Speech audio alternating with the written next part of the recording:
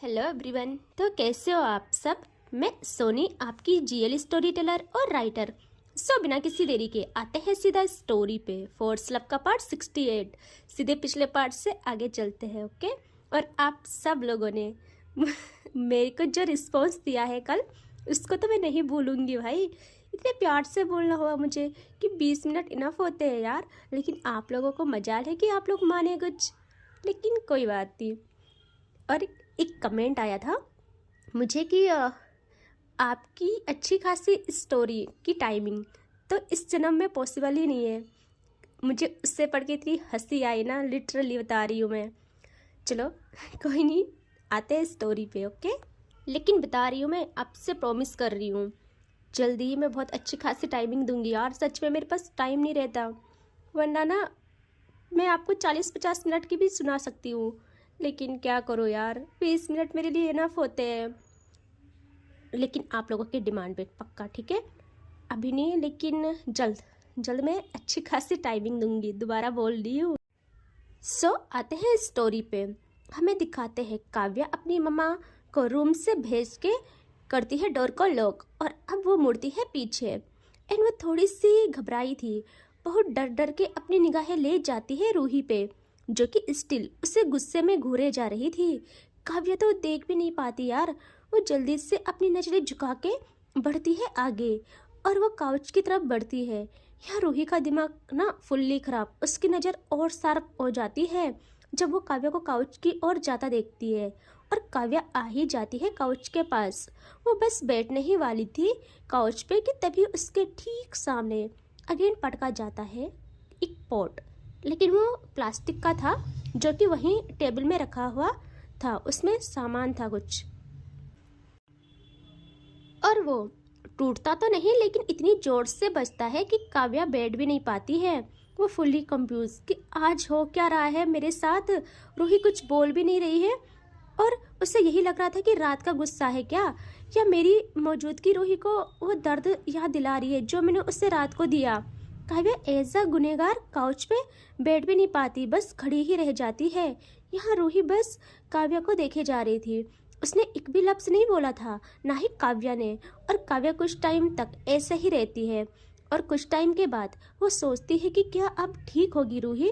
उसे थकान लग गई थी, वो बस बैठना चाहती थी, थोड़ा आराम देना चाहती थी खुद को। वो अगेन काउच पे डरते डरते बैठने के लिए झुकती ही है, बैठने के लिए झुकी ही थी। उसी पल काव्या के सामने अगेन बहुत जोर से कुछ गिरता है, जिससे काव्या की आंखें बंद हो जाती है डर के मारे। इस बारी वो बहुत पास था काव्या के। वो पिल्लो था, क्योंकि रूही के आसपास अब कुछ भी नहीं बचा था। काव्या अब ले जाती है आंखें खोल के निगाहों को रूही पे, जो कि बस उसे ही देखे जा रही थी। देखे क्या यार, घूरे जा रही थी। काव्या थोड़ा दिमाग लगाती है और सोचती है क्या क्या मैं काउच पे जा रही हूँ, इस वजह से रूही को गुस्सा आ रहा है। फिर वो दूसरे ही पल उस ख्याल को झटक के कहती है, नहीं नहीं, ऐसे कैसे। रूही तो मेरे पास आना भी नहीं चाहेगी। क्यों ही चाहेगी, मैं हूँ ही ऐसी जानवर, तो क्यों ही आएगी। लेकिन फिर वो रूही को देखती है, जो उससे और गुस्से में देखे जाती है। और काव्या की नज़र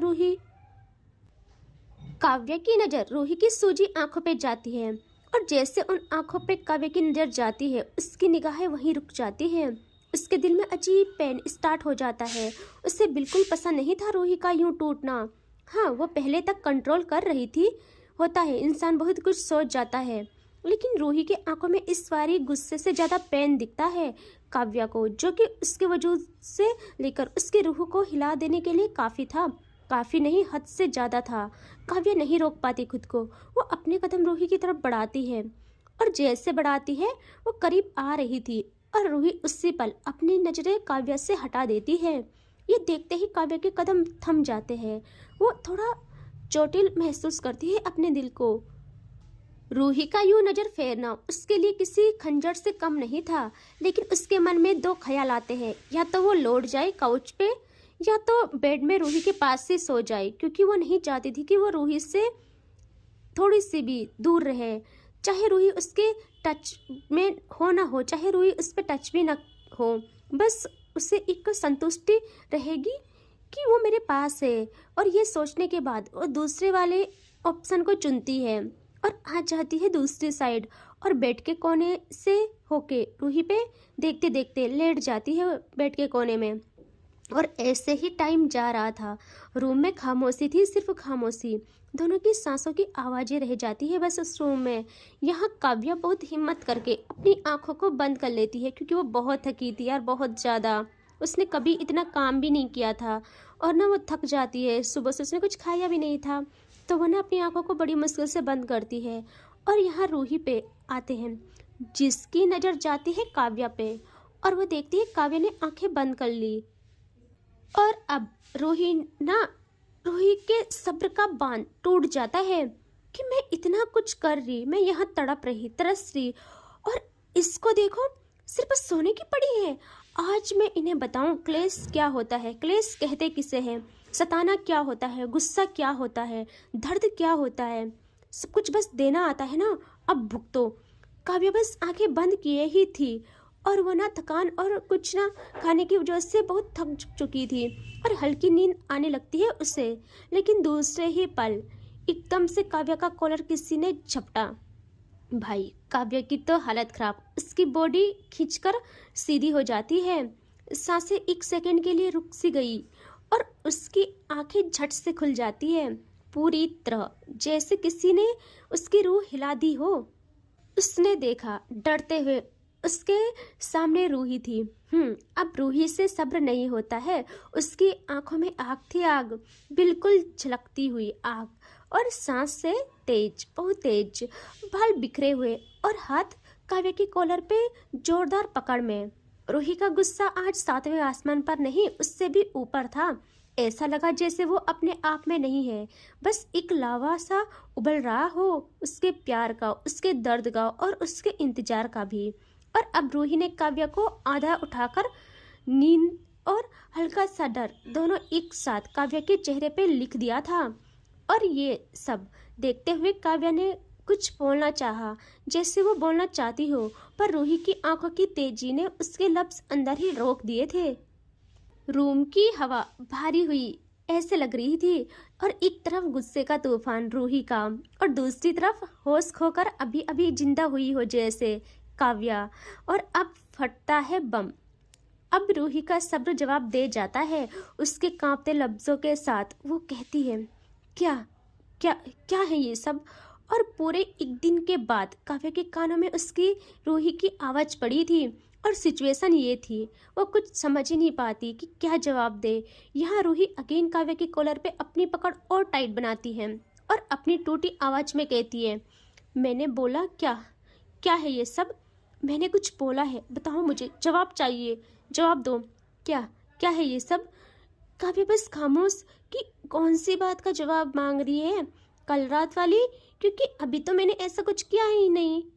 और यहाँ काव्या की खामोशी रूही को और चुभती है, और वह काव्या को झकझोर कर कहती है, मैंने पूछा क्या है ये सब, मुंह से बातें नहीं निकल रही है क्या। बोलो, मेरा मेरा कसूर बताओ मुझे, मैंने क्या क्या किया ऐसा गुनाह कि जो मुझे मुझे ऐसे सजा दी जा रही है। बोलो, आज खामोशी में हम दोनों जलेंगे, सोच लो, मैं तुम्हें भी चैन से रहने नहीं दूंगी। और आज पहली बार रूही ने काव्या को तुम कहा था। काव्या की आंखें बड़ी बड़ी कि बेटा आज तो तू गई, और वो बस यही सोचती है कि कल तो कुछ बोला नहीं, लेकिन आज हर हिसाब का बदला लिया जाएगा बेटा अच्छे से तेरे साथ। और काव्या की ये चुप्पी रूही को और पागल कर रही थी। रूही अगेन कहती है, मैंने कहा जवाब दो, मुझे जवाब दो, मुझे क्यों क्यों क्यों क्यों ले आए अपनी दुनिया में। मैं खुश थी अपनी ज़िंदगी में, अपनी दुनिया में। पहले मुझे ज़बरदस्ती अपनी दुनिया का हिस्सा बनाया गया। हिस्सा हाँ, वैसे तो दावे किए जाते हैं मैं ज़िंदगी का हिस्सा नहीं, ज़िंदगी हूँ तुम्हारी, है ना। और फिर मुझे नहीं था ना प्यार, अपनी तकदीर मान के निभा रही थी ना इस रिश्ते को। फिर क्यों अपनी अच्छाइयों का ढोंग मेरे सामने रखा। और वो ये कहते कहते अपना एक हाथ तो काव्या के कॉलर पे रखती है, और दूसरे हाथ से उसके सीने पे अपने कोमल छोटे छोटे हाथों से बार बार हिट कर रही होती है, और रोते रोते बोलती है, मुझे जवाब दो, क्यों अच्छाइयाँ दिखाई गई मुझे, क्यों मेरे दिल को मेरे बस से बाहर किया गया, क्यों, क्या वो झूठ था, वो बातें झूठ थी। और अगर नहीं, और अगेन वो काव्या का कॉलर दोनों हाथों से पकड़ के कहती है, अगर नहीं था कुछ छूट तो अब क्या हुआ? हाँ, अब क्या हुआ? अब मेरी तकलीफ नहीं दिख रही तुम्हें? बोलो, क्या क्या गुनाह किया मैंने? बोलो। किसी से बात करना पसंद नहीं मेरा, नहीं करूँगी, बोला ना, नहीं करूँगी। और मैं तो कठपुतली बनने को तैयार हूँ। और कौन सा मनमानी नहीं की है? की तो है इतनी मनमानी तुमने मेरे वजूद से लेकर मेरी रूह पे, हर जगह तुमने वार किया है। और कितनी मनमानी चाहिए तुम्हें अपनी? और वो अब एक हाथ काव्य के कॉलर से हटा के काव्य के हाथ पे ले जाती है और उससे पकड़ के अपने दिल की जगह रख के कहती है, हाय टूट के। हाँ, लेकिन पता तुम्हें, ये वार भी मुझे सुकून देता है, सुकून। मैं बस इतना जानना चाहती हूँ कि ये सब क्या है? तुमको क्यों नहीं दिखता मेरा दर्द? क्यों नहीं तड़पते तुम मेरे लिए जैसा मैं तड़पी पूरे दिन? मुझे जवाब चाहिए। जैसा मैं तड़पी, जैसा मैं तरसी, वैसे तुम क्यों नहीं तरसे? और उसे ये ज़्यादा लग रहा था कि वो तड़पी है, बट काव्या नहीं, उसे यही चीज़ ज़्यादा चुभती है। और यहाँ काव्या तो बस रूही को देखे जाती है। उसका मन खुद को ख़त्म करने का बोल रहा था, क्योंकि उसकी वजह से रूही आज ऐसी हालत में थी। अब उसने ना आज रूही की ऐसी हालत बनाई थी, उसे ऐसा लगता है। और काव्या अब कहती है, रूही रूही मैं जितना तड़पी हूँ, जितना मर रही हूँ, उसका अंदाजा कोई नहीं लगा सकता।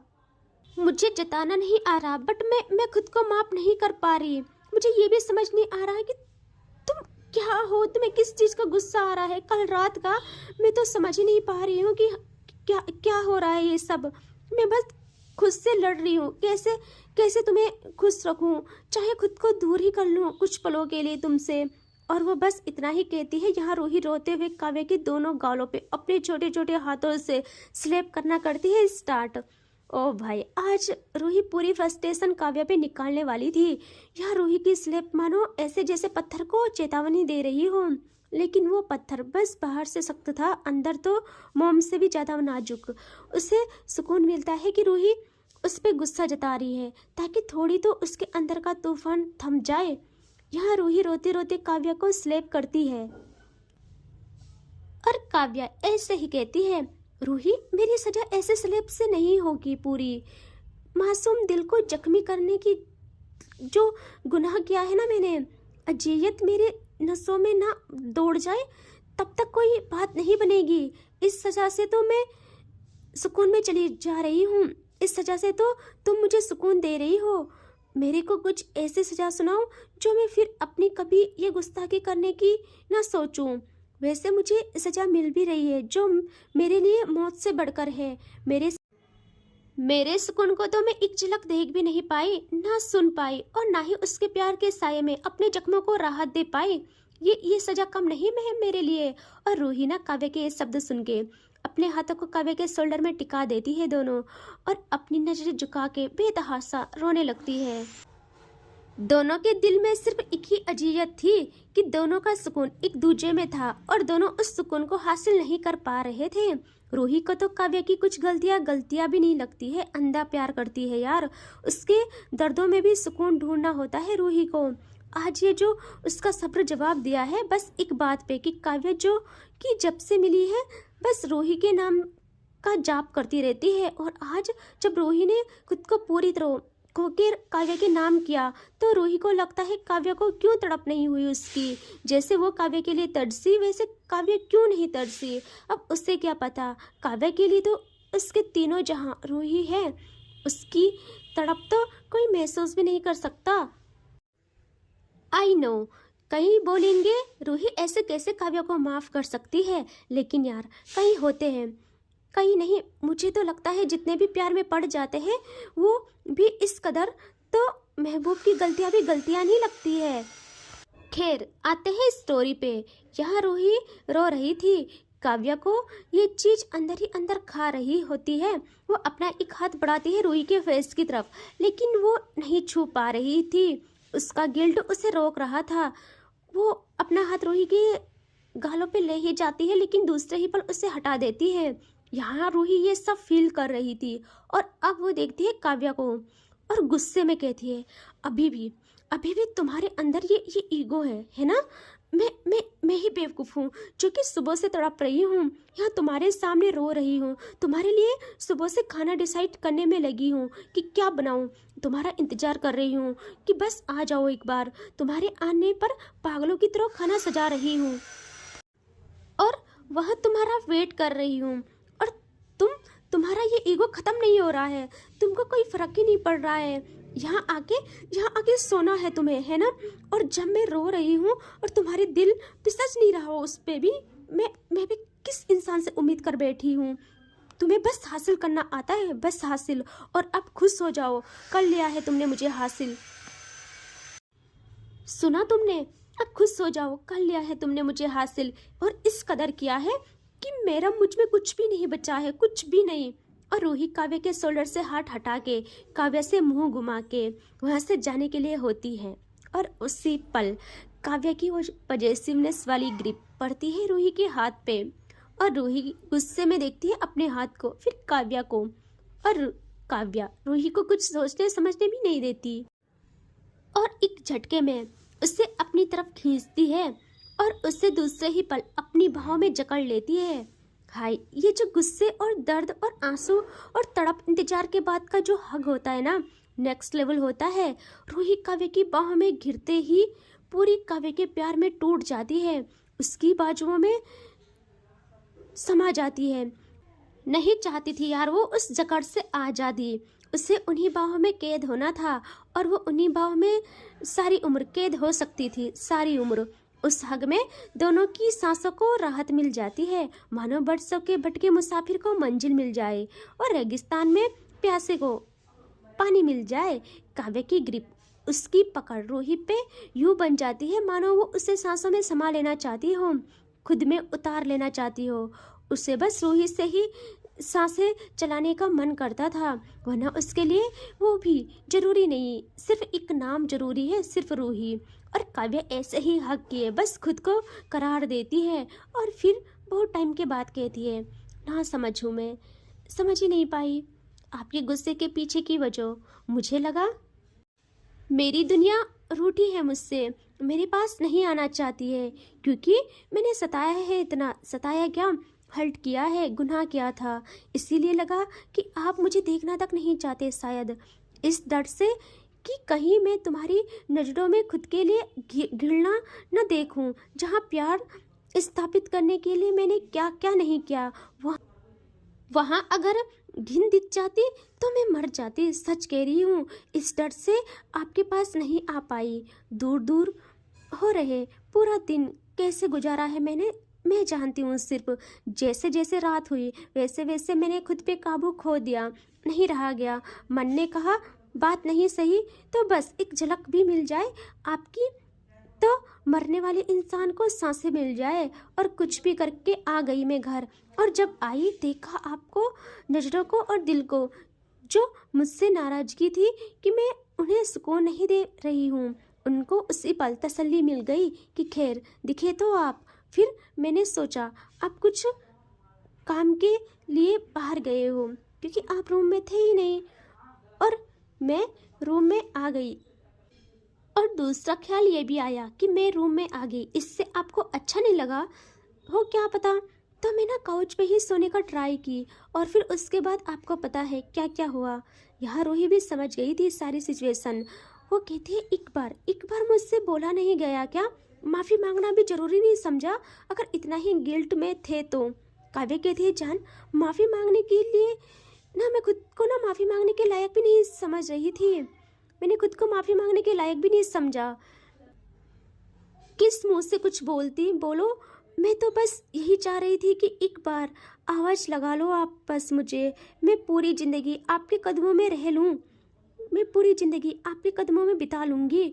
और उसी पल रूही थोड़ा पीछे होके काव्य के होठों पे अपनी फिंगर रख के कहती है, कोई ज़रूरत नहीं है ऐसे शब्दों का यूज करने की, समझिए आप मेरी सरताज हो, मेरा प्यार, मेरा सब कुछ। मैं चाहूँगी कि आपका ओहदा जैसे पैदा होते ही है वैसा ही हमेशा रहे, और मेरे सर पर बैठे थे ना हमेशा से, वहीं बैठो, समझे, वहीं सजते हो आप, वहीं बैठो और कहीं बैठने की कोई ज़रूरत नहीं है। और उसकी इस बात पे दोनों के चेहरे पे एक स्माइल आ जाती है। और रूही फिर काव्या का फेस होल्ड करती है और कहती है, सुनो, जो चीज़ें नहीं पसंद आती है बोला करो और आगे से प्रॉमिस करो मुझसे कि कुछ भी बोलना हो, करना हो, गुस्सा लास्ट ऑप्शन रखना। पहले बातों को जानना, समझना, फिर आगे क्या करना है डिसाइड करेंगे। हम दोनों एक है, हम दोनों की ज़िंदगी पे हम दोनों का अपने से ज़्यादा एक दूसरे का हक है। आपका मुझ पे, मेरा आप पे। लेकिन गुस्से में आप क्या बन जाते हो, मुझे कभी कभी बहुत डर लगता है आपसे। और काव्या रूही को अगेन बहुत टाइट हक करती है और उसके हेड पे चूम के कहती है, जान प्रॉमिस, आज से मैं गुस्सा अपनी जान के लिए पहले तो कभी नहीं करूँगी, कभी नहीं। और लिमिट तो कभी क्रॉस नहीं करूँगी, कभी नहीं, क्योंकि आप मेरी बीवी, मेरी इज्जत, मेरा सब कुछ हो। जैसे आपको मेरा ओहदा सबसे ऊपर चाहिए, वैसे ही मुझे भी। कोई बात हो तो गुस्से में लास्ट ऑप्शन रखूँगी, गुस्से को मैं लास्ट ऑप्शन में रखूँगी। हम दोनों है ना, संभाल लेंगे सारी सिचुएशन को। I love you so much. Roohi भी काव्या के सीने से लगे कहती है, आई लव यू मोर मेरे गुस्सेबाज। काव्या कहती है, अच्छा मोर? हाँ। रूही कहती है, मोर, आपसे तो ज़्यादा ही करती हूँ। काव्या ना रूही को और टाइट अपनी बाहों में जकड़ लेती है और बस सोचती रहती है कि मेरे पास क्या है ये इंसान। कभी कभी रब दिखता है इसमें और कभी कभी रब से भी ऊपर। मैं क्या करूँ तुम्हारा रूही। और वो रूही की फोरहेड पे अगेन किस करती है और कहती है, जान मैं तुम्हें इतनी खुशियाँ दूंगी, इतनी खुशियाँ दूंगी ना जिसकी कोई हद नहीं है। मुझे माफ़ करना, मैं बहुत गंदी इंसान हूँ, लेकिन मैं प्रॉमिस कर रही हूँ मैं सब कुछ सही कर लूँगी। सब कुछ अपना, मैं तुम्हारे लिए ना अपना गुस्सा, अपना सब कुछ छोड़ने को तैयार हूँ। मुझे सिर्फ तुम चाहिए, सिर्फ और सिर्फ तुम। मेरी सांसें सिर्फ तुमसे चलती है। आज इतने टाइम बाद मैं तुमसे इतना सा दूर रही। एक दिन मैंने 100 सालों से ज़्यादा का समझा। तुम नहीं जानती हो मेरी तड़प को खुद के लिए। मैं मर जाऊंगी तुम्हारे बिना, सच में। और मुझे पता है मुझसे ज़्यादा तुम मुझसे प्यार करती हो। मेरा प्यार तो कुछ भी नहीं है तुम्हारे सामने यार। मैं कितना कुछ गलत किया है, सब कुछ गलत करती हूँ। गुस्से में पता नहीं कौन सी इंसान बन जाती हूँ, लेकिन तुमने हमेशा मुझे संभाला है, हमेशा मेरे लिए इतना तड़पी हो। मैं तो सोच रही थी कि तुम्हें गुस्सा है, और जब पता चला कि तुम मेरे लिए तड़प रही थी, तरस रही थी, तो मुझे खुद पे और ज़्यादा गुस्सा आने लगा है, और ज़्यादा। और रूही कहती है, बस शांत हो जाओ प्लीज़। मैं नहीं बता सकती, मैं सुबह से कितने ख्यालों से उलझी हुई थी। अब मुझे सुलझने का टाइम दे दो प्लीज़। और वो रूही ना काव्या के सीने से लगे बस राहत पा रही होती है और दोनों सुकून में रहते हैं। ठीक है, तो इससे आगे देखेंगे नेक्स्ट पार्ट में। ठीक है, टेक केयर, बाय बाय।